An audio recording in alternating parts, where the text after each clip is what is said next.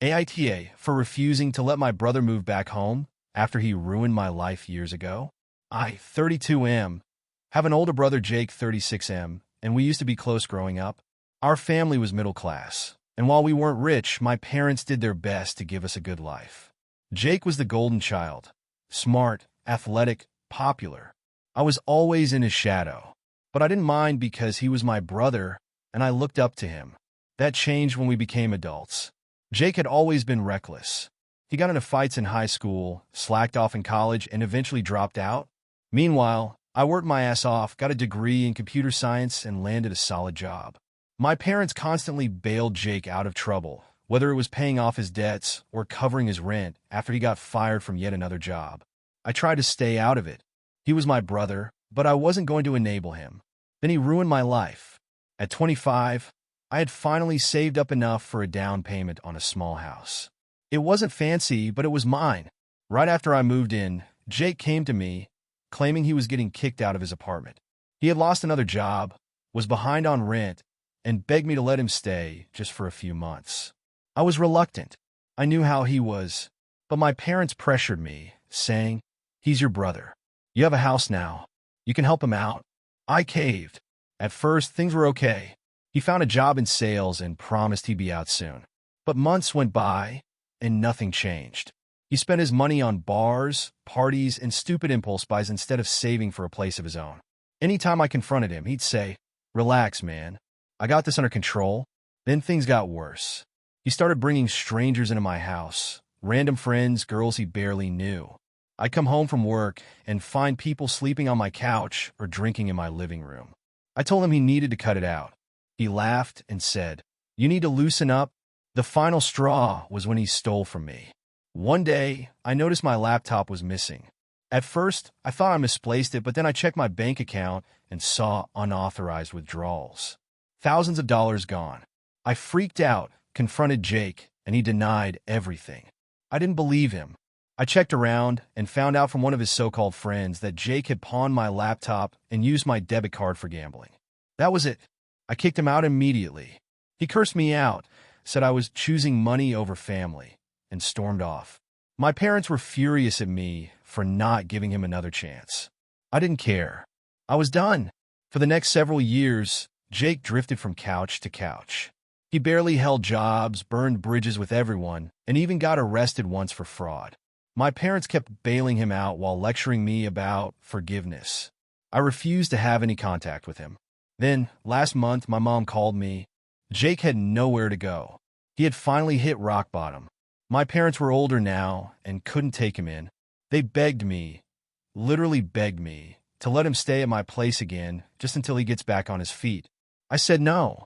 I told them I wasn't going to let him ruin my life again. They told me I was being cruel and that family takes care of each other. My dad even tried to guilt-trip me, saying, "One day, when you need help, you'll regret this." I held firm. I told them that Jake made his choices, and I wasn't going to suffer for them again. Now my entire family is turning against me. Even my cousins, who know what Jake did, are saying I should be the bigger person. My parents keep calling, saying Jake is living in his car now, and it's my fault. I don't feel guilty. Not really. But part of me wonders, am I the asshole? If you enjoyed the video, don't forget to leave a like and subscribe to the channel. It helps the content grow and motivates me to create even more awesome videos. Turn on notifications so you don't miss any new uploads. Thanks for your support. AITA for ruining my friend's wedding after I found out she was cheating on her fiancé. I, 29F, have been friends with Jessica, 28F, for over 10 years. We met in high school, and even though we've had our ups and downs, we've always been there for each other. A few months ago, Jessica got engaged to her boyfriend, Matt, 30M, and everyone, including me, was thrilled. They seemed like the perfect couple, and I genuinely thought Matt was a great guy. We all got along really well, and I was honored when Jessica asked me to be her maid of honor. Fast forward to a few weeks before the wedding. Jessica and I were out having lunch one afternoon when she mentioned that Matt had been acting a little distant lately. She was worried he might be pulling away or losing interest, and she didn't know how to fix things. I reassured her that every couple goes through rough patches, and that she shouldn't worry too much. However, she kept bringing it up over the next few weeks, and I began to sense that something was off. One night, I got a phone call from Jessica around 11 p.m. I was already in bed, but she sounded upset. She said she needed to talk to me about something important, and it couldn't wait. I told her to come over, and about 20 minutes later, she arrived, looking visibly distressed. As soon as she sat down, she blurted out, "I've been seeing someone else." I froze. It felt like time stopped. I couldn't process what she was saying. She quickly added, "It's been going on for a few months, and I didn't mean for it to happen, but I don't know what to do anymore. I love Matt, but I'm in love with someone else." I was in shock. Jessica had always been the one to talk about how much she adored Matt, how they were perfect together, how they were going to get married and have a family. It didn't make sense. "Who is it?" I asked, trying to keep my voice steady. She hesitated before answering. "It's Mark. He's one of Matt's friends." I felt sick to my stomach. I couldn't believe what I was hearing. Not only had Jessica been cheating on Matt, but she was doing it with one of his friends. My mind raced as I tried to process everything. How long had this been going on? How many times had she lied to Matt about where she was or who she was with? And the worst part was, she didn't seem all that remorseful. She was more confused about what to do than anything else. "I don't know if I can go through with the wedding," she said, looking down at her hands. "But I don't want to hurt Matt. He's such a good guy. He deserves so much better than me." I didn't know what to say at first. I could see how conflicted she was, but at the same time, I was furious. She was about to marry someone who trusted her, someone who didn't deserve to be betrayed in such a cruel way. I told her that she needed to tell Matt the truth before the wedding, that she couldn't just keep living this double life. Jessica broke down in tears. She admitted that she was scared of hurting Matt, scared of being alone, scared of everything falling apart. But I kept telling her that the longer she waited, the worse it would be. She needed to own up to her actions. Finally, she agreed. She said she would talk to Matt, but I could tell she wasn't sure when or how she would do it. The next day, I reached out to her again. I wanted to know if she'd talked to Matt. She told me she hadn't. She was still thinking about it. I couldn't take it anymore. I knew I couldn't just stand by and watch this wedding happen. I had been through enough with Jessica to know that she was not going to do the right thing on her own. She wasn't going to tell Matt about the affair. And as much as I cared for her, I couldn't support her marrying Matt under these circumstances. So, I made the decision to tell Matt myself. I found out that Matt was going to be at a bar with some friends that evening. So I went there, hoping I could catch him before the situation got even worse. When I saw him, I pulled him aside and told him I needed to talk to him about something important. He was confused, but I could tell he trusted me. "What's going on?" he asked. "I think you need to know something about Jessica," I said, trying to keep my voice steady. "She's been seeing someone else, and it's been going on for a while." At first, he didn't believe me. He was shocked, and I could see the hurt in his eyes as I explained what I knew. I didn't go into the details of the affair, just that it was with one of his friends, and that it had been going on for months. He didn't know what to say. He looked like he was about to collapse. The moment I told him, he asked me if I was sure. I said yes, and that Jessica had told me herself. I offered to let him call her if he wanted, but he was too angry and hurt to even think about talking to her at that moment. Matt thanked me for being honest with him, but I could tell he was devastated. He looked like he didn't even know who his fiancée was anymore. He asked if I would stay and talk to him, but I told him I didn't want to get in the middle of things any more than I already had. I left shortly after, feeling a mix of guilt and relief. The next day, Jessica reached out to me, furious. She accused me of ruining her life, of being a terrible friend, and of betraying her trust. She told me I had no right to tell Matt about the affair, that it was her business, and that I should have respected her privacy. She even told me that if I cared about her, I would have helped her work through the situation, not made it worse. I tried to explain that I did it because I couldn't stand by and let Matt marry someone who was cheating on him. I told her that she needed to tell him herself, but she wouldn't. And now, I had to live with the consequences of my actions. The fallout from all of this was massive. Matt called off the wedding, and Jessica lost most of her friends, including me. I've heard from a few people that Jessica is blaming me for everything, claiming that I forced her into a corner and that it was my fault the wedding ended. She's been calling me a traitor and she's made it clear that she never wants to see me again. I feel awful for hurting Matt, but I also don't regret what I did. I couldn't let her go through with a wedding she didn't deserve, especially when she was lying to him and ruining his life. But at the same time, I've lost a lifelong friend, and I don't know if I can ever fix that. So, AITA for ruining my friend's wedding by telling her fiancé the truth? Or should I have just kept quiet and let Jessica handle it on her own? AITA for refusing to help my friend after she got angry that I didn't attend her emergency event? I, 27F, have a close group of friends that I've known since college. Among them, there's Sarah, 28F, who's one of my best friends, and we've been through a lot together over the years. We were roommates for a couple of years, supported each other during tough times, and I genuinely thought our friendship was solid. Recently, however, things have taken a turn, and now I'm wondering if I'm in the wrong. A few weeks ago, Sarah called me in the middle of a Friday afternoon, absolutely frantic. She explained that her car had broken down on the side of the highway, and she needed help immediately. It sounded serious, and given that we live in a city where public transportation is spotty at best, I figured this was one of those situations where a friend would drop everything and help out. Sarah didn't have the best luck with cars, and I knew she wasn't the type to call for help unless it was really necessary. So, I agreed to come and help her out. I told her I would be there in about 30 minutes. But as I was getting ready to leave, Sarah sent me another text. It was a little odd because she specifically said that she wasn't sure how long it would take for roadside assistance to arrive, but that I should hurry. She asked me to bring snacks and drinks, just in case she had to wait for a while. It seemed strange to me, but I didn't think too much of it. I figured the wait would be long, and she probably wanted to make the best of a bad situation.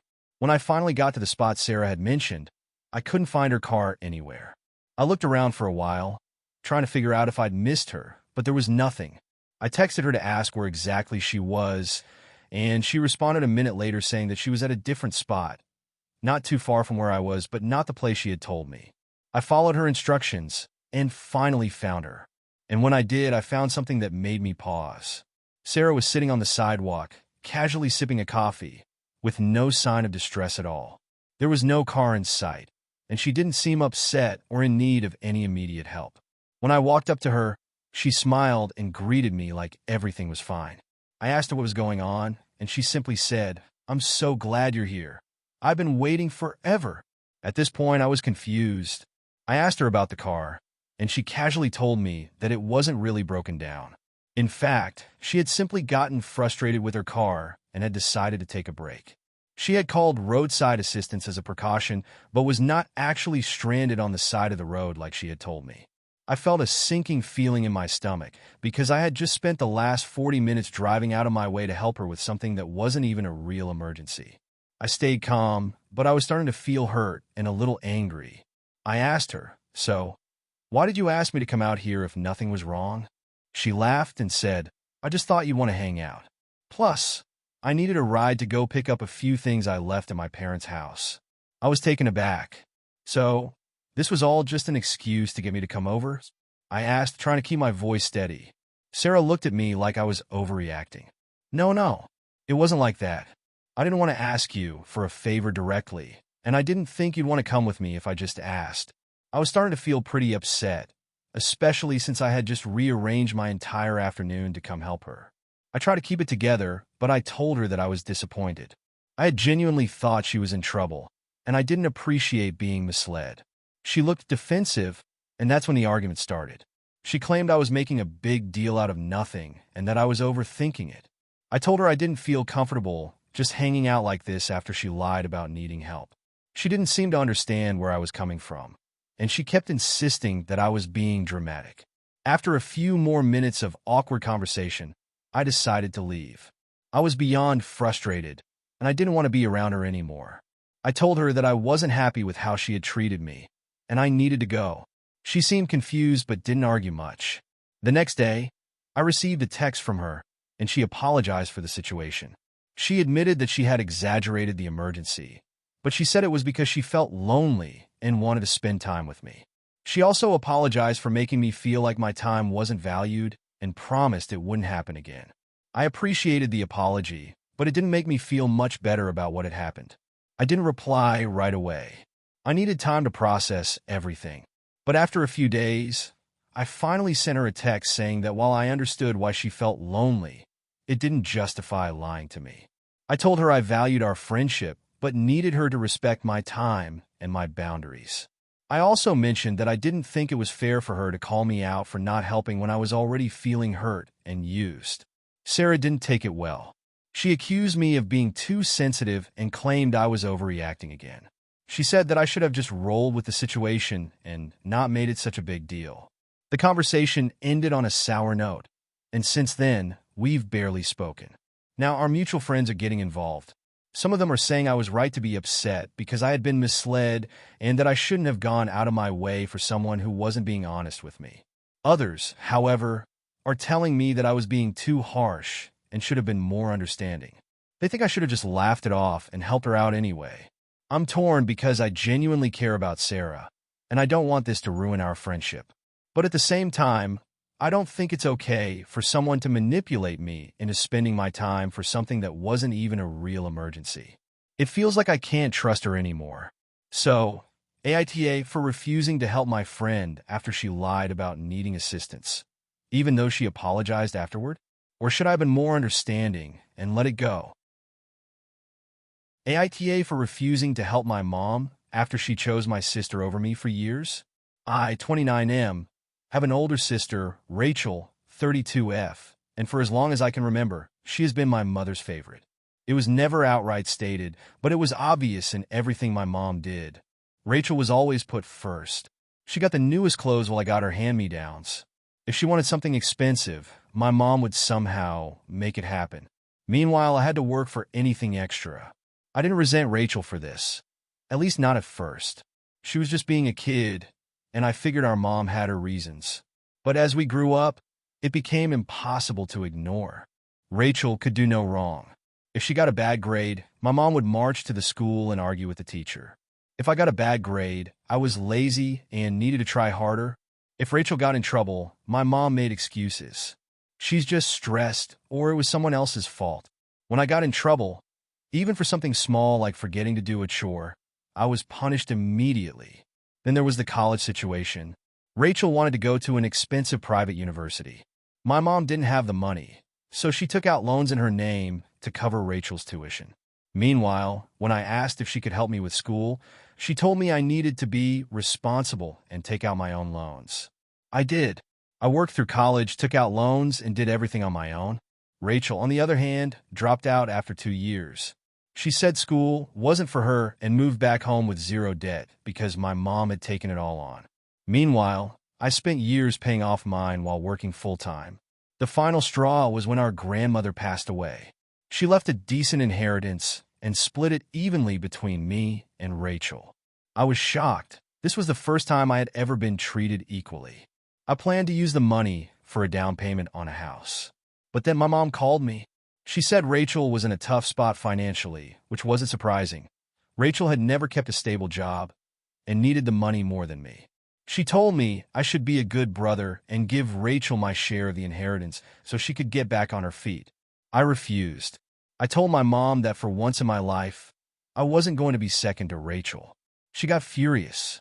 She said I was selfish and that family takes care of each other.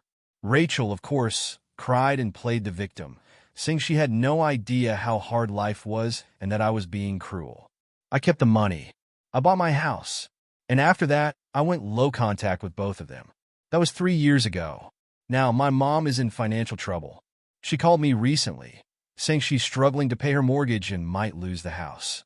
She asked if she could stay with me just for a little while. I said no. She was shocked. She told me I was heartless for refusing to help my own mother. I reminded her of how she treated me for years, how she always put Rachel first, how she let me struggle while she saved Rachel every time. She started crying, saying she had no one else to turn to. I asked, "What about Rachel?" Silence. Turns out, Rachel is married now and living comfortably. She won't take my mom in because her husband doesn't want the burden. So now, my mom expects me to be the backup plan. I told her that's not my problem. She has been blowing up my phone, calling me a terrible son. Even some extended family members are saying I should let the past go and help her out. I don't feel guilty. Not really. But part of me wonders, am I the asshole? AITA for kicking my brother out after he told me my house wasn't good enough for his girlfriend? I, 29F, have always been close with my family, especially with my younger brother, Tom, 26M. Growing up, we were inseparable, and although we've both gotten older and our lives have taken different paths, I always felt like we had each other's backs. He's recently been in a serious relationship with his girlfriend Rachel, 24F, and for the most part, I've been happy for him. I haven't had the chance to meet Rachel much, but she seems nice from the times we've interacted. Here's the situation. I live in a small 2-bedroom apartment in the city. It's nothing extravagant, but it's my home, and I've worked really hard to make it comfortable for myself. I moved in here a few years ago after I got a good job, and I've made it my own. I'm a single woman, and this apartment is the perfect size for me. I don't need a bigger space right now, and I don't plan on moving unless I have to. Tom recently asked if he could stay with me for a few weeks because he and Rachel had an argument, and he needed some time away from their place. I didn't mind at all. I thought it would be good to have him around and catch up. He's always been supportive of me, and I've always done my best to support him, so it seemed like the right thing to do. However, things took a weird turn when Rachel started coming over to visit him during his stay. At first, it was fine. Rachel would come over, and we'd hang out for a bit, but it was clear that she wasn't exactly comfortable in my apartment. I chalked it up to her not knowing me very well, and she might just need time to adjust. But as time went on, Rachel started making passive-aggressive comments about my living situation. She would comment on how small the apartment was or how the furniture didn't match. At first, I thought she was just trying to make conversation or that she was nervous, but it started getting more frequent. One night, after dinner, Rachel made a comment that stuck with me. She said, "I just don't understand how you live here. It's not even big enough for 2 people. You'd think by now you'd have something better considering how long you've been working." I try to brush it off because, honestly, I've had comments like that before, and I didn't want to start any drama. But I couldn't help but feel hurt. This was my home, and I'm proud of it. It may not be a mansion, but it's cozy and suits me just fine. Over the next few days, the comments kept coming. Rachel would complain about how uncomfortable the couch was or how she didn't like the view from my window. I had to bite my tongue, especially because Tom wasn't really saying anything. He'd laugh it off or make a joke, but I could tell he didn't see the issue. I didn't want to make things awkward, but I was starting to feel like Rachel was being downright rude. Things got worse when Tom invited me to dinner one night. It wasn't anything special, just a casual dinner at my place. I cooked, and we all sat down together to eat. During dinner, Rachel made another comment about the apartment. "This is cute and all," she said, "but it's definitely not the type of place I could live in. It's so cramped, and the decor looks like it's straight out of a college dorm. I mean, don't you want something more grown up?" I was shocked. I hadn't expected Rachel to be so blunt, especially in front of my brother. I didn't know how to respond, but I could feel the tension building. I looked at Tom, hoping he would say something to defend me or change the subject, but instead, he just shrugged and said, "Yeah, it's not the best place, but it works for her." That was it. That was when I snapped. I couldn't believe that both of them were acting so condescending about my home. I had worked hard to create a comfortable space for myself, and I didn't need anyone, especially Rachel, telling me it wasn't good enough. I calmly told Rachel that if she didn't like the apartment, she didn't have to come over anymore. She looked at me, stunned, and then started laughing as if I had said something ridiculous. "I didn't mean it like that," she said, but I wasn't having it. "No," I replied, "I don't think you meant it like that either. But it's my home, and I don't appreciate you constantly insulting it." Tom immediately jumped in, looking uncomfortable. He told me that I was being overdramatic and that Rachel didn't mean anything by her comments. But I wasn't having it. I told him that if they couldn't respect my space, then they both needed to leave. Tom got upset and said that I was overreacting, but I stood my ground. I told him he could stay as long as he needed, but Rachel wasn't welcome anymore. Tom got really angry, accusing me of making things uncomfortable for him. He said I was being unfair and that I didn't understand how hard it was for him to be in the middle of a fight with Rachel. I told him I understood, but that didn't excuse the disrespect toward my home.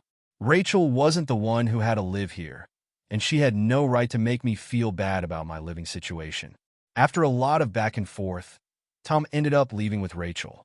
He didn't speak to me for a few days, and during that time, I felt incredibly guilty. I questioned whether I had overreacted. Maybe I should have just let the comment slide and not let it escalate. I felt like I just ruined my relationship with my brother for the sake of my pride over my apartment. However, after some reflection, I realized I wasn't just standing up for my home. I was standing up for myself. I worked hard to get where I am, and I don't have to apologize for living in a space that suits me. It may not be a luxury condo or a massive house, but it's mine. And no one, no matter how close they are to me, has the right to make me feel bad about it. Eventually, Tom reached out. He apologized for not backing me up sooner and said he didn't realize how much Rachel's comments had bothered me. He explained that Rachel wasn't used to being in such a small space, but that was no excuse for her behavior. He promised that things wouldn't be awkward between us going forward, and he understood why I was upset. However, the situation left me feeling uneasy. I can't shake the feeling that Rachel might still think I'm in the wrong, and that this might cause more problems down the line. Some of our mutual friends have said I was right to stand up for myself, but others think I should have let it slide for the sake of family peace. I'm wondering if I was too harsh on Rachel, and if I should have handled the situation differently. So, AITA for kicking my brother out after he let his girlfriend make rude comments about my apartment? Or should I have been more understanding and let it go for the sake of family harmony? AITA for telling my parents I would stop attending family events if they continued treating my husband like he's not good enough for me? I, 30F, have been married to my husband Eli, 32M, for 3 years. We've been together for 5 years, and from the moment we started dating, I've always been very clear with my family about how important he is to me. Eli is kind, funny, and supportive. He's the kind of person who will drop everything to help someone in need. He's also highly successful in his career, so it's not like he's lacking in any traditional sense. However, my family has always had an issue with him, and it's causing a lot of tension. The issue with Eli started early on. My parents, especially my mom, had certain expectations of who I should be with.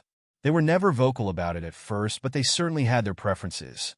They were always more in favor of guys who fit their image of success, which for them meant having the right job, being well-educated, and being from a family that was similar to ours in terms of background and status. Eli is a self-made man. He grew up in a working-class family and had to work really hard to get to where he is now. He didn't come from a prestigious family, and he didn't go to an Ivy League school like many of my relatives. When Eli and I first started dating, my parents were polite, but they didn't hide the fact that they thought he wasn't good enough for me. My mom would constantly comment on how ambitious Eli was, but she would say it in a way that made it clear she thought he wasn't as polished or refined as the man she envisioned for me. She would make little remarks about his background, like how nice it was that he was trying to better himself, or how he was doing the best he could. It felt condescending, but I just brushed it off at the time, hoping things would change once they got to know him better. Fast forward a year, and Eli and I were getting more serious. My parents still hadn't warmed up to him. When we announced that we were getting married, my mom's reaction was less than enthusiastic. She didn't outright object to it, but she was cold, and I could tell she wasn't pleased. She even suggested that we might want to consider having a small wedding because it wasn't the right time for a big celebration. It felt like a jab at Eli's social status. I try not to let it get to me, but I couldn't help feeling hurt. Since we've been married, the treatment from my parents has only gotten worse. Every time we have family gatherings, there's this unspoken tension in the air. My mom always finds ways to point out how Eli isn't like the other men in the family, how he doesn't wear the right clothes, how he doesn't know the latest trends, how he doesn't act like the other successful people in the room. Even though she never says anything directly insulting, the implication is always there. I'm not sure if she's doing it intentionally or if she just doesn't realize how hurtful her comments are. But either way, it's causing serious strain on our relationship with my parents. At family gatherings, Eli is often left out of conversations. My dad, who could be a bit of a snob, makes little comments about Eli's background, even though Eli has done more than enough to prove himself in his career. My brother, who is a little more open-minded, tries to include Eli, but it's obvious that my parents' attitude has affected the entire dynamic.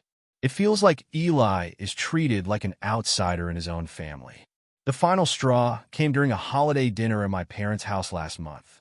We were all sitting around the table, having a good time, when my mom made a comment about how Eli's job wasn't really stable because he worked in a creative field. She said, "It's nice that Eli's so passionate about his work, but he'll have to learn that being an artist doesn't pay the bills long term." It wasn't the first time she had made comments like that, but something about the way she said it this time really hurt me. Eli looked uncomfortable, and I could see that he was trying not to show it. But he didn't need to say anything because I could tell he was feeling exactly what I was feeling, like he wasn't good enough. I couldn't take it anymore. I stood up and told my parents that I had had enough. I told them that they had been treating my husband like he wasn't worthy of being in our family and that I couldn't tolerate it any longer. I told them that Eli wasn't going to keep coming to family events if they continued to treat him this way. I told them I loved them, but that I wasn't going to let them disrespect my husband, especially after everything he's done for me and for us as a couple. My mom was shocked and immediately started defending herself, saying she didn't mean to make him feel bad. But I wasn't having it. I told her that she knew exactly what she was doing, and if she couldn't treat Eli with the same respect she treated my brother's wife, who comes from a similar background to hers, then I wouldn't come to family events anymore, either. The room went silent. My dad got upset and told me I was being dramatic, but I could see the look on his face. He knew he had crossed the line, too. They both tried to smooth things over, but I wasn't backing down. I told them they had one last chance to change the way they treated Eli, or I was done with family events. I don't know if they understood just how serious I was, but I was prepared to walk away from them if that's what it took. After the dinner, my brother called me and said I had gone too far. He said I was being overly sensitive and that my parents didn't mean to hurt Eli. They just had different values. He told me I shouldn't be so quick to sever ties with my family over something that wasn't such a big deal. He also suggested that I was putting Eli before my family and that I needed to find a balance between the two. He didn't get it at all, and that made me even more upset. I told Eli everything that had happened, and he was incredibly supportive. He said he understood how difficult it must be for me, but that I didn't have to put up with my family treating him poorly. He told me he loved me, and that he would support whatever decision I made about how to handle my relationship with my parents. He didn't want me to feel like I had to choose between him and my family, but he also didn't want me to feel like I had to keep tolerating disrespectful behavior. Now I'm at a crossroads. My parents have tried to call and apologize, but I'm still upset. They haven't fully acknowledged the extent to which their treatment of Eli has hurt me, and they still haven't made any effort to change their behavior. I'm considering cutting off contact with them until they can show me that they'll respect my husband, but I'm conflicted.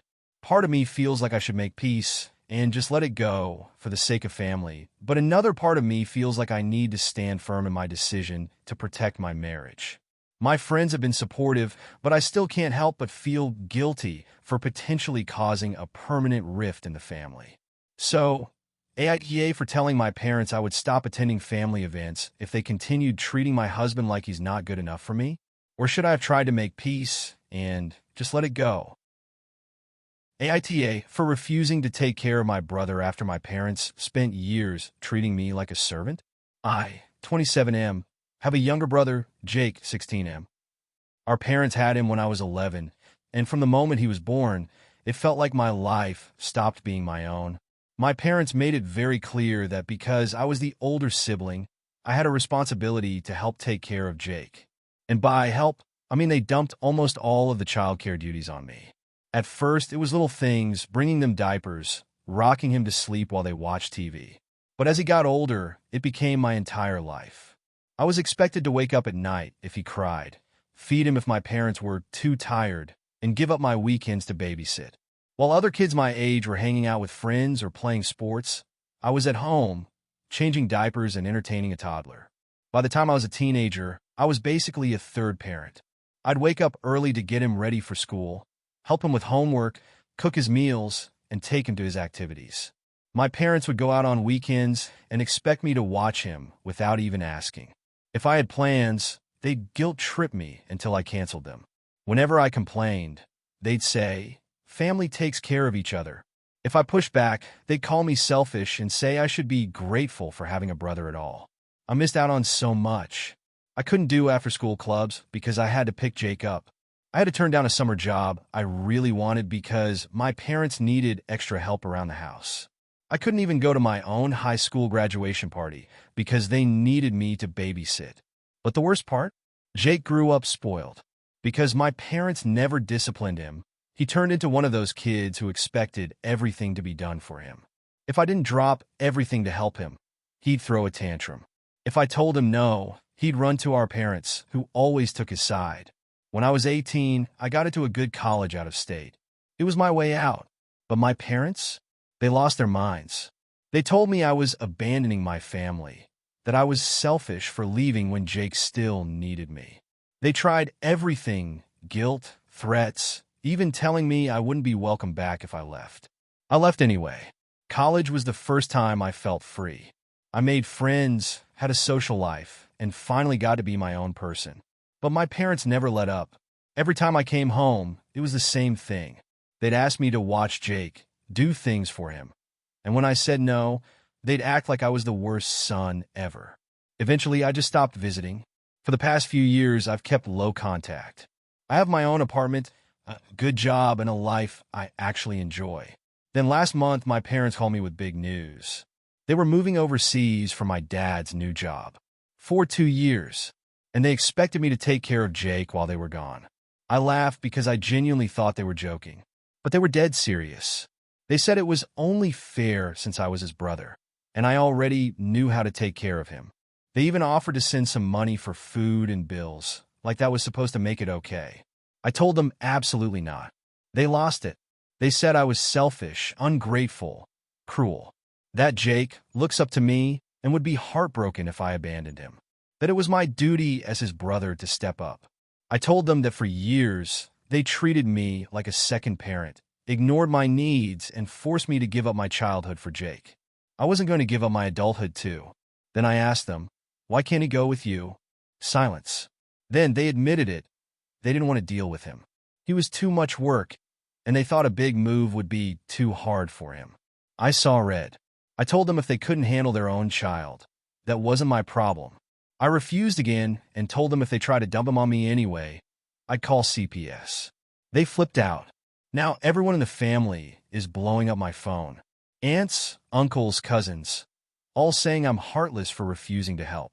Some even said, "But you raised him anyway. What's 2 more years?" I'm standing my ground, but part of me is wondering, am I the asshole? AITA for refusing to let my sister live with me after she stole my inheritance and lied about it? I, 28F, have always had a complicated relationship with my older sister, Natalie, 31F. Growing up, Natalie was always the golden child in the family. She was the one who excelled academically, had a wide circle of friends, and seemed to have everything going for her. Meanwhile, I was more introverted, focused on my hobbies, and always felt like I was in her shadow. Despite that, I never resented her, and I always tried to support her, even when I felt overshadowed. Our relationship took a hit when our parents passed away in a car accident 3 years ago. They had both been in their late 50s and had health issues, so it wasn't a huge shock, but it still left a massive hole in our lives. The will was read, and while my sister and I were both named as beneficiaries, it was clear that the bulk of the inheritance was going to be divided between the two of us. We were both supposed to receive equal shares of the estate, which included the family home, some investments, and a few other assets. Natalie and I had always been close, so I was under the impression that we'd handle things together like we had with everything else in our lives. But when it came to our parents' estate, things quickly became complicated. After the will was read, I was informed that I'd have to wait a few months to receive my share due to some tax issues and legal proceedings. I didn't think much of it, as I knew it was just part of the process. I moved into a small apartment in the city and started focusing on my career while waiting for everything to be finalized. Natalie, on the other hand, took charge of things immediately. She moved into the family home and started making decisions on behalf of both of us. I trusted her to handle everything, but over the course of the next year, I started noticing some strange things happening. First, I found out that Natalie had sold a few of the family's most valuable items, like jewelry and antiques, claiming they were worthless and that she was simply decluttering. She assured me that I would get my fair share, but it seemed odd that she was making these decisions without consulting me. But I let it go, figuring she had everything under control. However, things took a darker turn when I began receiving letters from the bank and lawyers about my share of the inheritance. These letters mentioned significant transactions and accounts that I had never been made aware of. When I contacted Natalie to ask about it, she assured me that everything was fine and that I'd get my share soon. But then, after a few months of her dodging my questions, I decided to check in with the lawyer who was handling the estate. That's when I found out that my sister had been withdrawing large sums of money from the inheritance for herself, and had even forged some documents to gain access to accounts that were supposed to be jointly held by the two of us. The lawyer was shocked when I confronted him with what I had found. It turned out that not only had Natalie taken my portion of the inheritance, but she had also lied to me about the sale of certain assets, like the family home. She had convinced me to let her handle the property, saying she wanted to keep it in the family, but in reality, she had already sold it without my knowledge. The money from the sale was supposed to be split between us, but Natalie had transferred it into her own accounts. I was heartbroken. The trust one had placed in my sister shattered in an instant. I confronted her about what I had discovered, and her response was cold and dismissive. She claimed that she had borrowed the money from my share to cover some expenses, but she promised she would pay it back. I told her I wanted my full share immediately, and that I wanted to speak with a lawyer about taking legal action if she didn't pay up. Instead of apologizing or trying to make things right, Natalie accused me of overreacting. She told me I was being dramatic and that I should just let it go because family is more important than money. She claimed she was just trying to take care of everything and that I should be grateful for all she had done. But I wasn't grateful. I was furious. I took legal action, and after months of back and forth, we came to a settlement where Natalie was forced to pay me back the money she had stolen, plus interest. It was a long and exhausting process, but I was relieved when it was finally over. But the damage was done. My trust in Natalie was gone, and I felt betrayed by someone I had always considered my closest family. A few months later, I was contacted by Natalie again. She was in a tough spot. She had recently lost her job, and her apartment lease was up. She told me she had no place to go and asked if she could move in with me for a while until she got back on her feet. She promised that things had changed, that she had learned her lesson, and that she was sorry for everything that had happened. I was torn. On one hand, I felt guilty for not helping her, especially since she was my sister. But on the other hand, I didn't want to risk having her take advantage of me again. I told her that I wasn't comfortable with the idea. I explained that I didn't feel like I could trust her, and that living together again would just be too much for me after everything that had happened. I offered to help her find a place to stay, but I made it clear that I wouldn't be letting her live with me. Natalie was furious. She accused me of being heartless and told me I was holding a grudge. She said that I was punishing her for something she had already apologized for, and that she had every right to expect my help when she was struggling. She pointed out that I was the one who had all the money, and that it wasn't fair to withhold my help when she needed it most. My parents, who had been on her side throughout the entire inheritance fiasco, called me and told me I was being too hard on her. They said that family should stick together no matter what, and that I should forgive Natalie and let her move in. They told me I was being selfish and that I needed to let go of the past for the sake of our relationship. I still feel like I'm in a tough spot. I don't want to be the person who cuts off family, but at the same time, I don't feel like I owe Natalie anything. She stole from me, lied to me, and tried to manipulate me into trusting her again without making any real amends. I'm not sure what to do, and I'm worried that if I let her move in, she'll take advantage of me again. So, AITA for refusing to let my sister move in with me after she stole my inheritance and lied about it?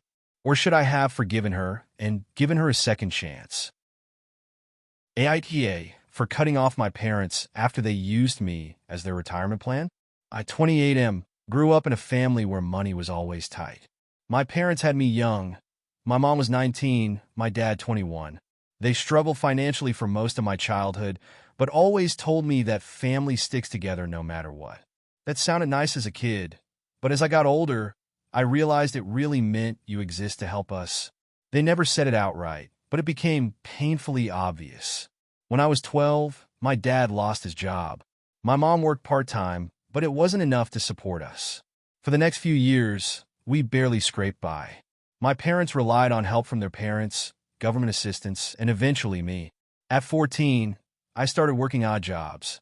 Mowing lawns, babysitting, shoveling snow, whatever I could do for cash. I thought I was helping the family.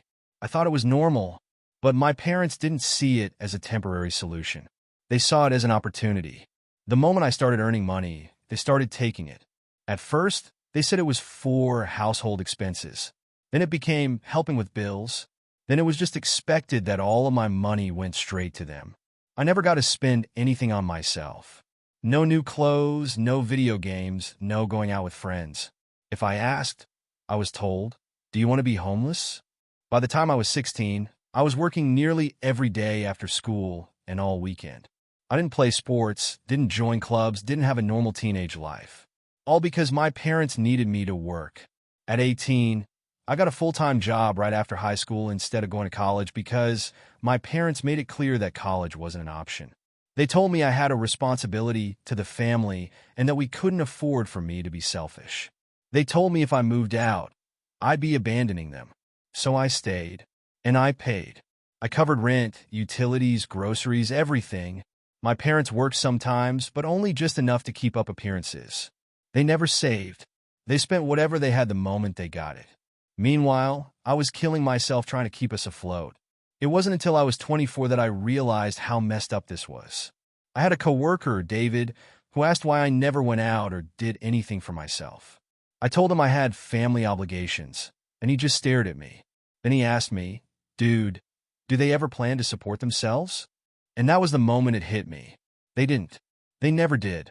I was their retirement plan. When I confronted my parents, they got defensive.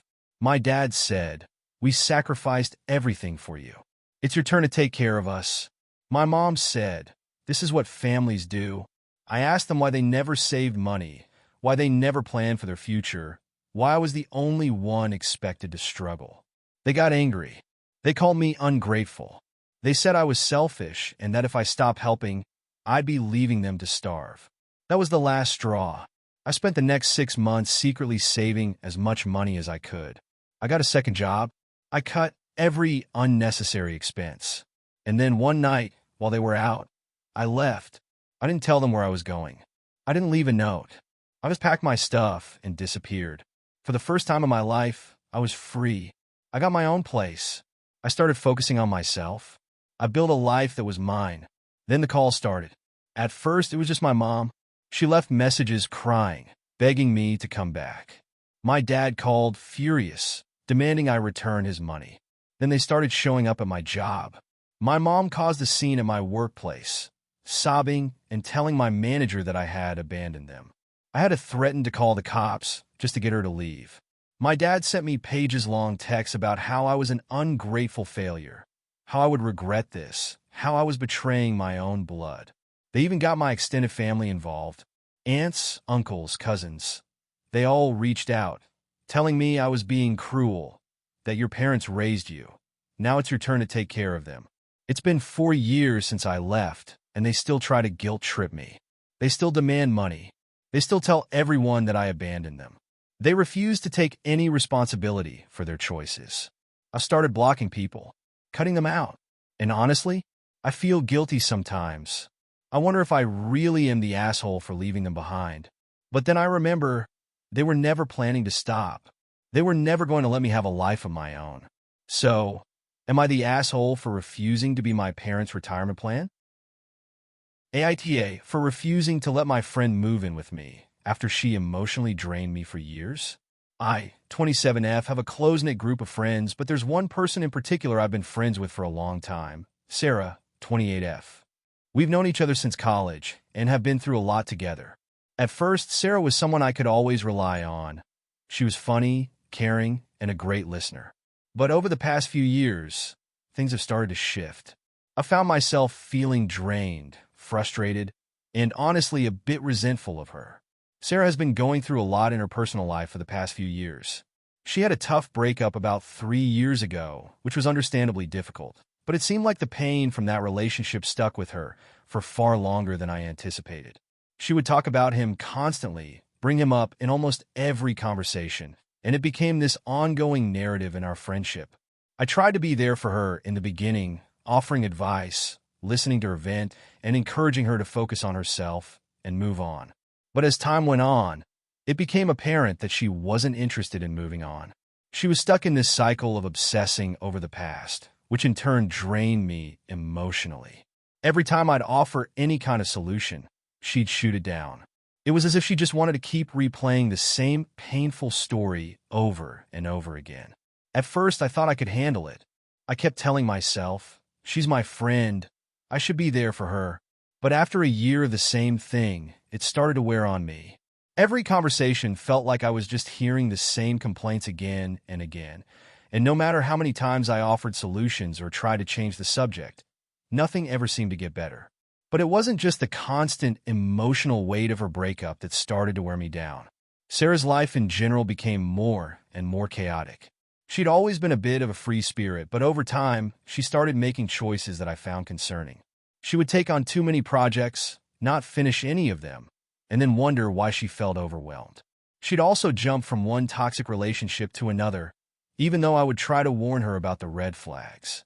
She'd ignore me and continue dating men who were emotionally unavailable or, worse, manipulative. I felt like I was constantly trying to pull her out of these situations, but she never seemed to learn. At the same time, I was starting to feel like my own life was falling behind. I had been working hard to build my career, stay healthy, and maintain a sense of balance. But every time I would share something positive about my life, Sarah would find a way to turn the conversation back to her problems. I started feeling like she wasn't genuinely happy for me, like it was impossible for her to see beyond her own struggles. I didn't want to be unsympathetic, but I started resenting how she seemed to monopolize every conversation and how little effort she was putting into improving her own situation. I felt like I was giving all my emotional energy to her, and she wasn't giving anything back. One of the final straws for me came last year when Sarah lost her job.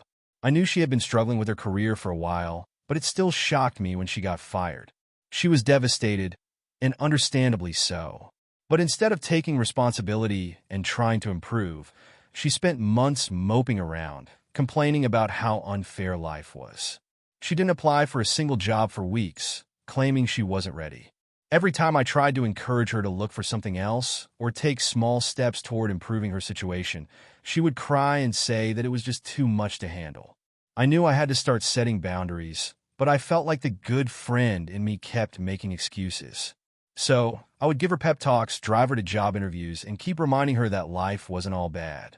But in the back of my mind, I was starting to feel like I was just enabling her.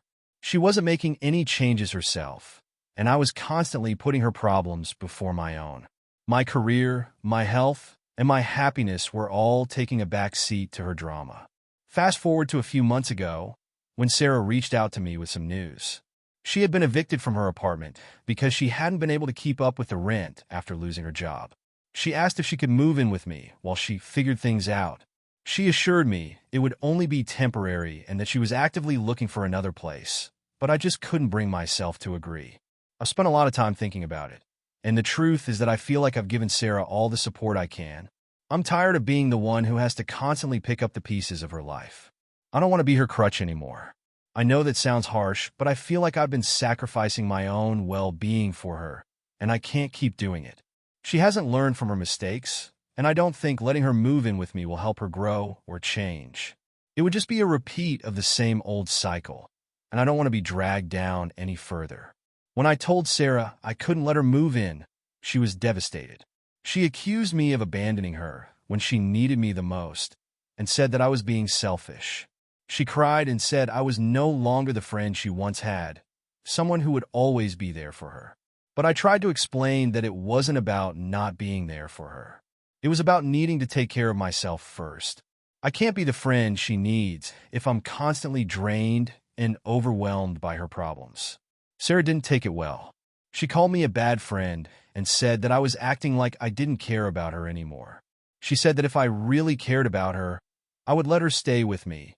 No questions asked. But I stood my ground. I told her I couldn't keep sacrificing my own happiness for her. I told her I loved her, but I couldn't keep being in a friendship where I felt like I was constantly giving and not receiving anything in return. She ended the conversation by saying she would never forget how I treated her. Since then, Sarah hasn't reached out to me. I'm still struggling with the guilt of saying no, but at the same time, I know it was the right decision for me.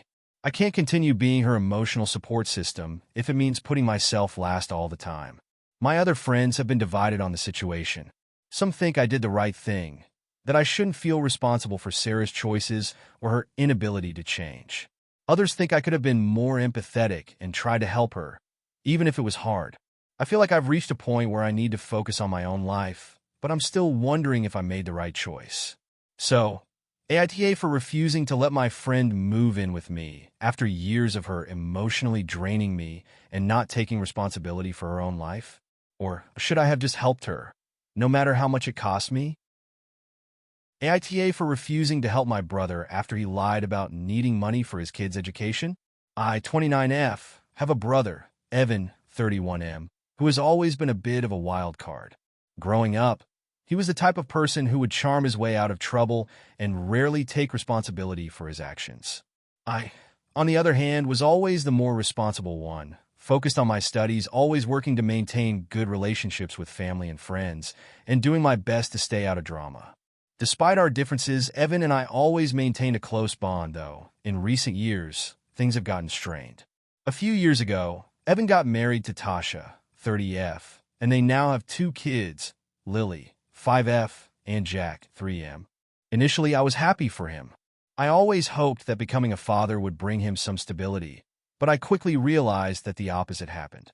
Evan seemed to be even more reckless and irresponsible after having kids. He struggled to hold down a steady job and would often rely on Tasha's income while making poor financial decisions. It was heartbreaking to watch him spiral, but I tried to support him when I could. When Evan and Tasha first started their family, I would help out with small things, watching the kids when they needed a break, helping them move, occasionally giving them a bit of extra money when things were tight. Over time, though, I realized that I was doing more than I should have. It wasn't just small things anymore. It became a pattern where I was constantly offering my support, emotionally and financially, and never really getting anything back in return. Every time I'd mention that I needed help with something, Evan would be busy with his own issues, and I'd always be the one to pick up the slack. But I still didn't mind because they were family, and I wanted to help. About a year ago, I started to feel like the financial assistance I had been giving them was becoming more of an expectation rather than an act of goodwill. I was at a point in my life where I was finally getting ahead in my career, and I wanted to be able to save and invest for my future. But Evan seemed to think that any extra money I had was fair game for him and his family, and he would ask for it with little hesitation. The breaking point came a few months ago. Evan called me up in a panic. He told me that Lily and Jack's private school tuition was coming up and that they couldn't afford it. He claimed that they were scraping by and that he and Tasha had barely enough to cover their bills, let alone the school fees. He said he had been offered a loan, but it was only available if they could come up with a down payment, which was several $1,000s. He told me that if I didn't help them, their kids wouldn't be able to attend school, and he'd feel like he was failing as a father. At that moment, I felt an emotional pull. I really did want to help, especially for the kids' sake. I know how important education is, and I didn't want them to suffer because of Evan's poor choices. I asked him why they hadn't planned ahead for the tuition and what had happened to the financial stability they had promised when they first became parents. Evan was very defensive, but he explained that things had been harder than expected. He blamed his job loss, Tasha's struggles, and said that they just weren't prepared for how expensive things had become. In that moment, I felt torn. On the one hand, I could tell that he was genuinely struggling and that he loved his kids. But on the other hand, I couldn't ignore the fact that this wasn't the first time I had been put in this position. Every time they needed money, they would ask without offering any real solutions for their financial problems. They had no plan to get out of debt or improve their situation long term. It was the same cycle. They'd struggle, ask for help, and then go back to the same behaviors. I couldn't keep enabling them. After thinking it over for a few days, I made the decision not to lend them the money. I told Evan that while I understood how important the situation was, I didn't feel comfortable bailing them out this time. I explained that I had my own financial goals, and I couldn't afford to keep giving money to a situation that seemed to be more about their inability to manage money than a genuine emergency. I told them that they needed to take responsibility for their own financial well-being and stop relying on others to solve their problems. Evan was furious. He accused me of not caring about his kids and said I was being selfish for not helping. He reminded me of all the times he had been there for me and how I had no problem asking for help when I needed it. He said I was being cold-hearted and that it was my duty as a family member to help him, especially when his kids were involved.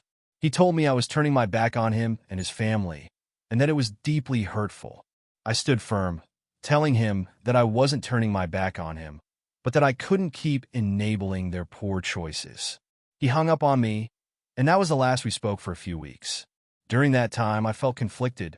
I wanted to do the right thing, but I also wanted to be there for my brother and his family. I started doubting myself.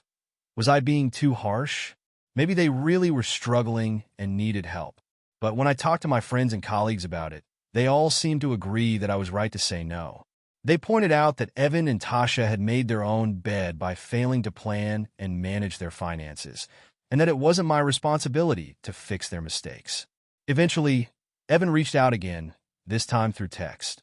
He apologized for his outburst and said that he understood where I was coming from, but that he and Tasha were still in a difficult spot. He asked if I could help them in another way by co-signing a loan for them. He said they'd pay me back as soon as they could, but they needed someone with better credit to help secure the loan. This felt like a huge ask, and I immediately felt uncomfortable. I told him I couldn't co-sign the loan. I explained that I couldn't risk my own financial stability for a loan that might not be repaid. This set him off again, and he accused me of just wanting to see him fail. He said that if I couldn't even help him out with a co-sign, then I wasn't really family, and I was being selfish. He said that he had always been there for me when I needed him, and that it was heartbreaking that I couldn't do the same for him. After that, I didn't hear from him for a few weeks. I found myself worrying about the situation, but I knew I had made the right choice. Still, I felt guilty about the tension between us. I didn't want to be estranged from my brother, but I couldn't keep enabling his behavior. Eventually, I reached out to him again just to check in and see how things were going. He thanked me for checking in, but we didn't talk much beyond that. Things still feel awkward between us, and I can tell that the strain hasn't completely gone away. So, now I'm left wondering if I did the right thing. AITA for refusing to help my brother financially when he's been struggling, even though his kids are involved? Or should I have stepped up and supported him, despite all the previous times he's asked for help? AITA for telling my sister I'm not her son's father and refusing to step up? I, 30M, have an older sister, Claire, 36F, who has always been the golden child in our family. Our parents, especially our mom, treated her like she was royalty, while I was always expected to be the responsible one. It didn't matter that I was younger. I had to be the one who cleaned up messes, handled responsibilities, and put my own wants aside for the sake of family. Claire was the type of person who could do no wrong in my parents' eyes. She partied through high school, barely passed her classes, and had a habit of dating guys who were bad news. Whenever she got in trouble, my parents would either bail her out or make excuses. Meanwhile, I was expected to be the mature one, study hard, and never ask for anything. When Claire was 24, she got pregnant. The father was some guy she had been dating for only a few months, and as soon as he found out, he ghosted her. She was devastated, but instead of taking responsibility, she decided that the best course of action was to not get a job, not prepare for the baby, and instead rely on our parents, and me, to take care of everything. At the time, I was 18 and had just started college. I was living at home to save money, working part-time to help with tuition, and trying to keep up with my studies. But once Claire had her baby, my nephew Max, my life changed completely. My parents expected me to help raise him. At first, it was little things, watching Max while Claire took a nap, picking up diapers when I went to the store. But soon it became everything. I was the one waking up at night when he cried. I was the one feeding him, changing him, and putting him to sleep. I was the one taking him to daycare when Claire was too tired to get up in the morning. My parents framed it as being a good uncle, but it was clear that I was acting as a second parent. Meanwhile, Claire still went out partying, still acted like she was in high school, and still refused to take responsibility. For 4 years, this went on. Claire barely did anything, and my parents enabled it. I sacrificed my time, energy, and money because I had no choice. Anytime I tried to say no, I was told I was being selfish and that family helps family. It wasn't until I was 22 that I finally escaped. I graduated, got a good job, and moved out. It was the best decision I ever made. But my parents and Claire weren't happy about it. What about Max? How can you abandon him like this? Claire needs your help. She's a single mother. I told them I was done. I loved Max, but he wasn't my responsibility. They acted like I had personally betrayed them. But for the first time in my life, I didn't care. For the next few years, I kept my distance. I still saw Max occasionally because I cared about him, but I refused to be his second parent. Claire, predictably, never got her life together. She bounced from one job to another, still expected my parents to pay for everything, and still had the audacity to complain that being a single mom is so hard. Then, a year ago, my parents passed away unexpectedly in a car accident. It was devastating, and it forced me back into contact with Claire and Max, now 12. I grieved for my parents, but I also knew what was coming next. Claire immediately assumed I would step up. She called me crying, saying that she couldn't do this alone, that she needed me to move in with her and help raise Max. She said she had no job, no money, and nowhere to go. I told her, "You're his mother. You figure it out?" She acted like I had slapped her. She said that I was the only family she had left, that Max loved me, and that I couldn't just abandon them. I told her that I had spent enough of my life raising her kid. She freaked out, screamed that I was heartless, that I had used my parents' love but refused to give it back, that Max would be traumatized if I left him. I told her, "I am not Max's father. You are his mother. Do your job." She hung up on me and immediately started turning family members against me. I started getting calls and messages from aunts, uncles, and cousins, all telling me that I was cruel for abandoning my nephew. They said I was selfish, that Max saw me as his father, and that I had a duty to step up. I asked every single one of them, "Are you offering to take them in?" Silence. Not a single one of them was willing to help. They just wanted me to do it. I blocked most of them and haven't spoken to Claire since. A few weeks ago, I ran into an old family friend who told me that Claire and Max were living in a motel. Apparently, Claire was struggling to find work and was telling everyone that I abandoned them. I won't lie, I feel bad for Max. He's an innocent kid who didn't ask for any of this. But at the same time, I refuse to let my life be ruined by Claire's choices. Now I'm wondering, am I the asshole for refusing to step up for my nephew? AITA for not letting my mom move in with me after her divorce? I, 30F, have always had a complicated relationship with my mom, Karen, 54F. Growing up, she was very controlling, and it felt like I could never live up to her expectations. No matter what I did, it was never good enough, and I spent a lot of my teenage years rebelling in my own quiet way. After I moved out for college, things didn't really improve. We still had a strained relationship, but I did my best to maintain some level of contact with her because, well, she was my mom and I didn't want to be the one to cut ties. In the last few years, I've tried to have a better relationship with her. We've worked through a lot of the tension between us, and I've genuinely tried to be a supportive daughter. But there are still moments where she crosses boundaries, and I feel like she takes advantage of my kindness. Recently, her actions have left me in a really tough spot, and I'm starting to feel like I'm stuck between a rock and a hard place. I'm hoping to get some clarity here because I'm starting to feel like I might have crossed a line by saying no to her. Let me give you some background. About 6 months ago, Karen and my dad got divorced after 30 years of marriage. The divorce wasn't exactly a surprise. There had been tension between them for years, and they both made it clear that they were no longer happy. But what did surprise me was the way my mom handled it. She started leaning on me for support immediately, which was fine at first. I knew this was a tough time for her, and I wanted to be there for her. I would call her frequently to check in, listen to her vent about the divorce, and offer advice when she asked for it. But things quickly escalated. It wasn't just emotional support that Karen needed. She started depending on me for more practical things. She began calling me multiple times a day, even if it was just to tell me about something minor that had happened in her life. If I didn't pick up, she'd leave a string of voicemails asking why I wasn't available. I'd get texts at all hours of the day and night, some of them quite demanding, asking me to help with things that were frankly not my responsibility. For example, she would text me asking if I knew how to fill out legal documents related to the divorce, or if I could come over to help her clean the house. Even when I'd remind her that I had my own job, responsibilities, and life, she'd respond with something along the lines of, "I just need you right now. Your dad doesn't care about me anymore, and you're all I have left." At first, I didn't mind being there for her. After all, she was going through a lot. But soon it started to feel suffocating. I was constantly on edge, trying to juggle my own life with the constant emotional and practical demands from my mom. I tried to set boundaries, telling her that I couldn't always be available or that I needed some space. But she would guilt-trip me, saying things like, "If you loved me, you'd make time for me. I can't do this alone." I knew she was struggling, but it started to feel like she was expecting me to fill the role that my dad had once played, and I wasn't prepared for that. The situation reached a boiling point about 3 months ago when my mom asked if she could move in with me.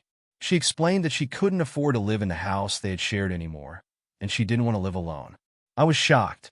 I had never lived with her as an adult, and the thought of it made me feel extremely uncomfortable. As much as I loved her and wanted to help, I knew that having her live with me would be a huge disruption to my life. I have a partner, James, 32M, who lives with me, and we've created a space that works for us. We both value our privacy, and we both have demanding careers. The thought of having her move in, especially after all the emotional demands she had placed on me, was overwhelming. I tried to explain to my mom that I wasn't in a position to have her move in. I told her that it would be too much for me and that I didn't think it would be healthy for either of us.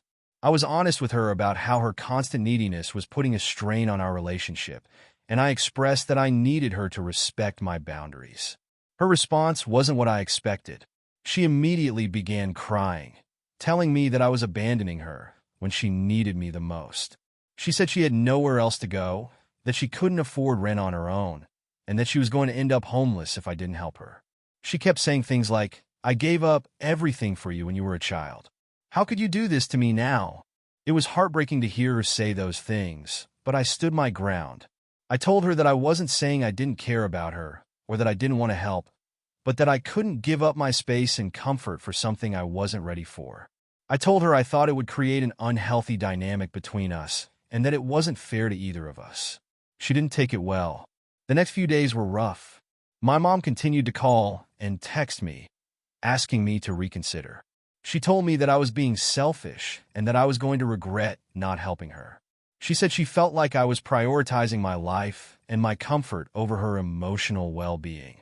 She even told me that if I didn't help her, she didn't want to be part of my life anymore. It felt like she was giving me an ultimatum. Either I let her move in or she'd cut me off. I was crushed.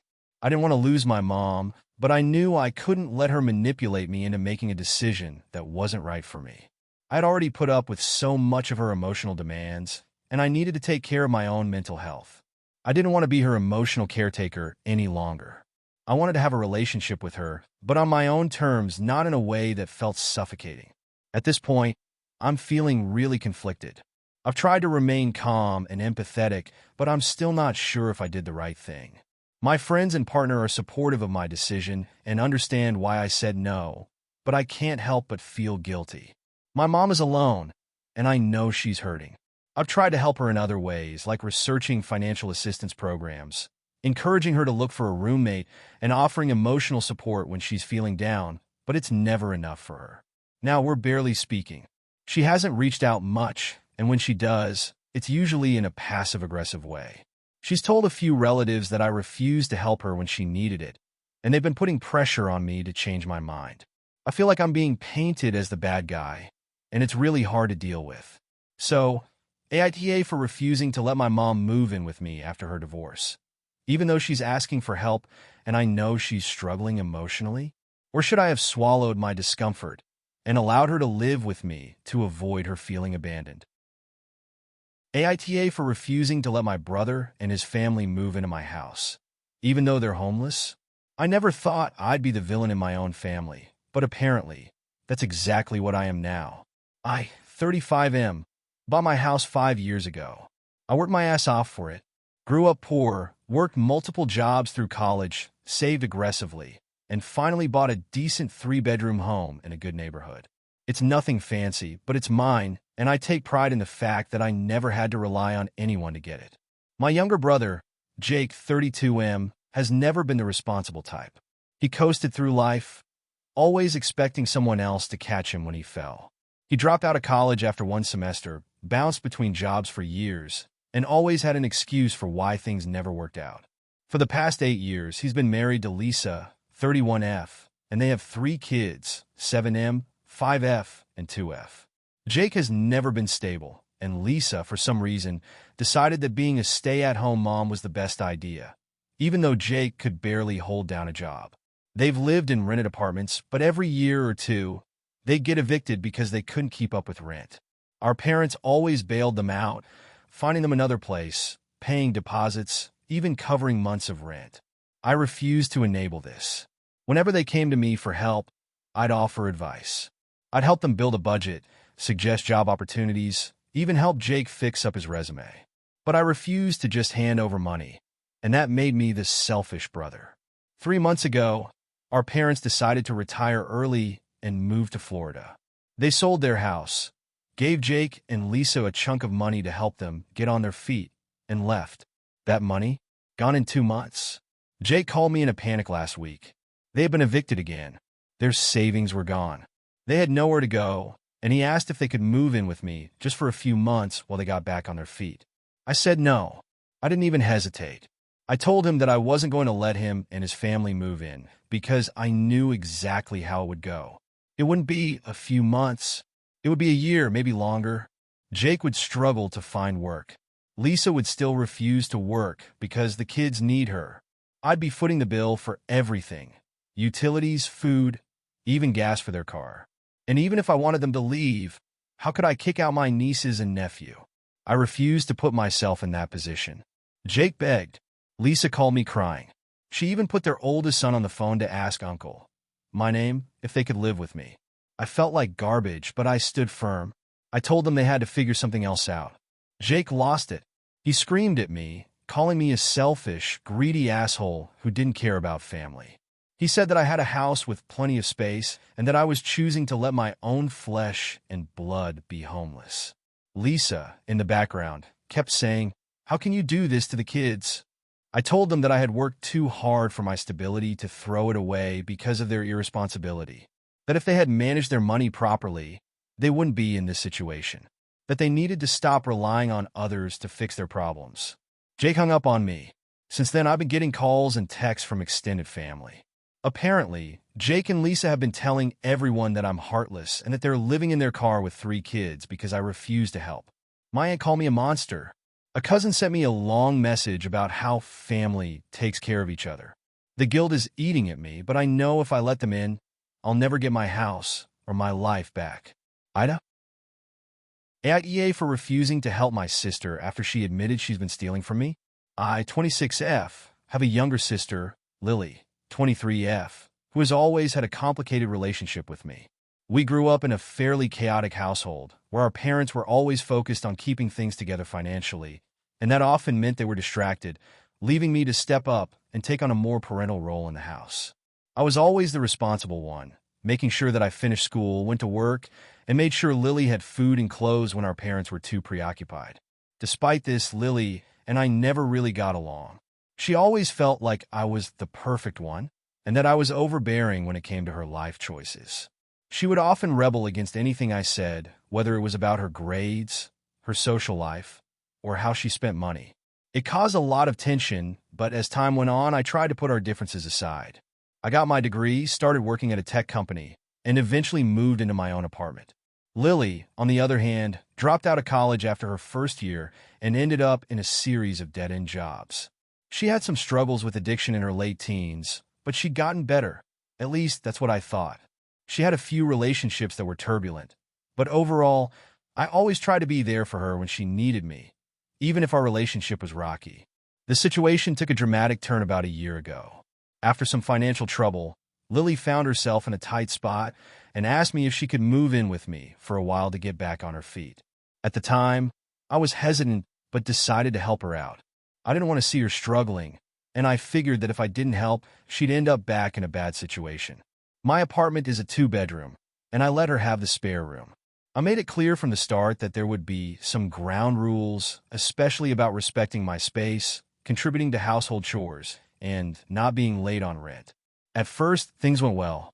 Lily started looking for a new job, and I helped her with her resume and interview skills. She was actively applying to positions, and I could see that she was trying to get things together. However, after a few months, I started noticing some strange things. Small items were going missing, things I hadn't seen in a while, or things I'd used and couldn't find. At first, I chalked it up to forgetfulness or the chaos of having someone else living with me, but it started to get harder to ignore. One day, I noticed that a fairly expensive pair of headphones I'd left on my kitchen counter had disappeared. Lily was the only one at the apartment that day, and when I asked her about it, she said she hadn't seen them. I didn't push it further because I trusted her, but the sense of unease lingered. The real breaking point came a few weeks later when I realized my savings had been dipping lower than usual. I hadn't noticed at first because I was so busy with work, but I had a system for tracking my finances, and I could see that some of my smaller purchases didn't add up. I checked my bank statements and realized that several $100s had been withdrawn from my account without my knowledge. Someone had been using my debit card, and the transactions had been happening over the past month. When I confronted Lily, she denied any involvement and even accused me of mismanaging my own money. But something wasn't sitting right with me. I kept my cards in a drawer in my room, and I never gave Lily permission to use them. I started keeping closer tabs on my things, and soon, I found more discrepancies. When I went through my belongings, I realized that several items had gone missing over the past few months: my makeup, some jewelry, and even a few clothes. It was becoming harder to ignore that something wasn't right. I didn't want to accuse her without solid evidence, but the pieces were starting to come together. Finally, I decided to confront her. One evening, I sat Lily down and told her that I had noticed several items were missing and that my bank account had been tampered with. I asked her if she knew anything about it. She initially denied it, but after a few minutes, she broke down and admitted everything. She confessed that she had been using my card to cover her personal expenses and had been taking small things from my apartment, thinking I wouldn't notice. She said she was struggling financially and felt too embarrassed to ask me for help directly. She admitted that the addiction issues from her past had resurfaced, and she had been using some of the stolen money to buy substances to cope with her feelings of guilt and shame. She told me she was sorry, but that she had no other way of getting by. She promised she'd pay me back and that she was seeking therapy to get better. I was in complete shock. I didn't know how to process what she was saying. On the one hand, I understood that she was struggling, and I wanted to help her, especially since she admitted that she was seeking professional help. But on the other hand, I felt utterly betrayed. I had gone out of my way to be there for her, and this was how she repaid me. I had trusted her, and she violated that trust in the worst way possible. I told her that I couldn't live with her anymore if she was going to continue like this. I told her that I needed to protect myself and my belongings, and that I wasn't comfortable continuing to let her stay in my apartment after what had happened. She started crying and apologized repeatedly, telling me she never meant to hurt me. She said she would move out and find another place to stay. She also promised she would pay me back every penny she had taken, but I honestly didn't believe her. The next few days were tough. Lily left, and I spent a lot of time thinking about the situation. I felt guilty for not helping her sooner, but I also felt angry and betrayed. I told a few close friends about what had happened, and most of them were supportive, telling me that I was right to set boundaries and protect myself. However, some of them, especially my mom, felt that I had overreacted. My mom told me that Lily was going through a lot and that I should have been more understanding. She said that if I really loved my sister, I would have found a way to help her work through her issues instead of kicking her out. That really hurt. It felt like my own family was siding with Lily and making me feel like I was the one at fault. I'm not saying I'm perfect. Far from it, but I felt like I had done everything I could to help her, and she crossed a line by stealing from me. Now, I'm not sure where to go from here. I've blocked Lily's number for now because I need space to think, and I don't want to hear any more excuses or apologies. I've been getting messages from her, but I don't know what to do. I feel like I've done the right thing in protecting myself, but I'm still torn. I love my sister, but I don't know if I can ever trust her again. So, AITA for refusing to let my sister stay with me after she admitted she was stealing from me? Or should I have done more to help her despite her actions? AITA for kicking my friend out after he took over my house? I never thought I'd be in this situation, but here we are. A little backstory. I, 34M, bought my house 3 years ago. It's nothing fancy, just a modest 3-bedroom in a decent neighborhood. I worked my ass off for it, put in long hours, saved aggressively, and finally got a place I could call my own. I live alone, and for the most part, I like it that way. I have a home office since I work remotely, and I like my space. Enter my old friend, Kyle, 35M. Kyle and I have been friends since high school, though we drifted apart over the years. He was always kind of a drifter, never really settled in one place, always bouncing between jobs, but he was a fun guy to hang out with when we were younger. A few months ago, Kyle reached out, saying he was in a tough spot. He had lost his job, his girlfriend had kicked him out, and he had nowhere to stay. He asked if he could crash at my place for a couple of weeks until he got back on his feet. Now, I'm not heartless. I know what it's like to struggle, and I figured it wouldn't hurt to help him out for a short time. I agreed, but I made it clear this was temporary. A couple of weeks max. He was supposed to use the time to find a job and get his own place. That was 4 months ago. At first, it was fine. Kyle slept on the couch, helped himself to my food, and promised he was working on it. But weeks passed, and I started noticing a pattern. He wasn't really doing anything. No job applications, no interviews, nothing.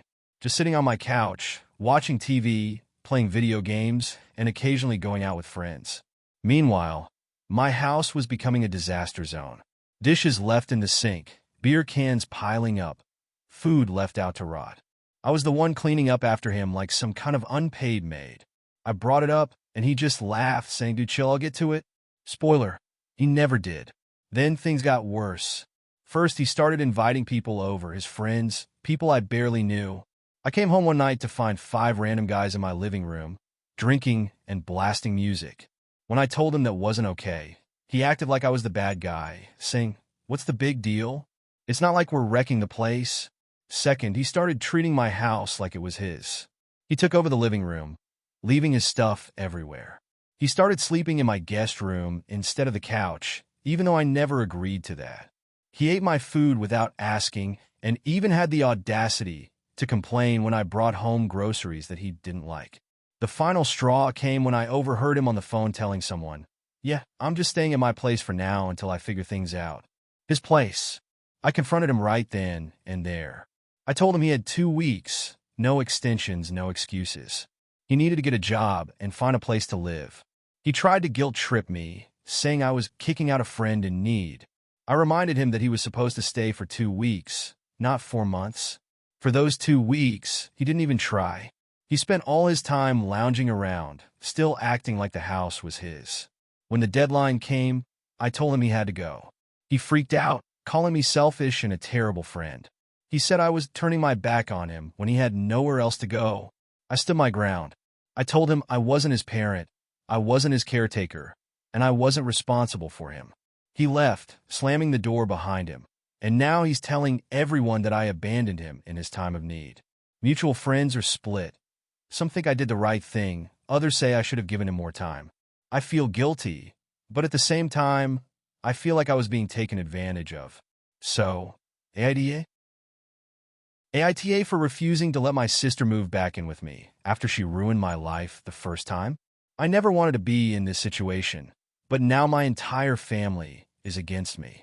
I, 36M, bought my own house 7 years ago. I worked hard, saved up, and finally had a place I could call my own. It was a modest 3-bedroom in a quiet neighborhood, and I loved it. At the time, I was in a serious relationship with my then-girlfriend. Let's call her Emily. We had been together for almost 5 years, and I was planning to propose. Then my younger sister, Megan, 31F, showed up with her suitcase and her whole life falling apart. Megan has always been the free spirit in the family. She bounced from job to job, never stayed in one place too long, and always had some new grand idea that would change everything. She lived with our parents until they retired and moved across the country. They begged her to get her life together, but she always had an excuse. A bad boss, a toxic work environment, a misunderstanding that got her fired. There was always a reason. So when she showed up at my door, crying about how she had nowhere to go, I let her in. She swore it would only be for a few months until she saved up for her own place. I had my doubts, but she was my sister, and I wasn't going to let her be homeless. Biggest mistake of my life. At first, things were okay. She got a job at a coffee shop and promised she'd contribute to the bills. That lasted about a month before she started complaining about how hard it was and how she needed to focus on finding her passion. She quit without another job lined up, claiming she was going to start an online business. Spoiler, she never started anything. Meanwhile, she was trashing my house. Dishes piled up, clothes were everywhere, and she had no sense of personal space.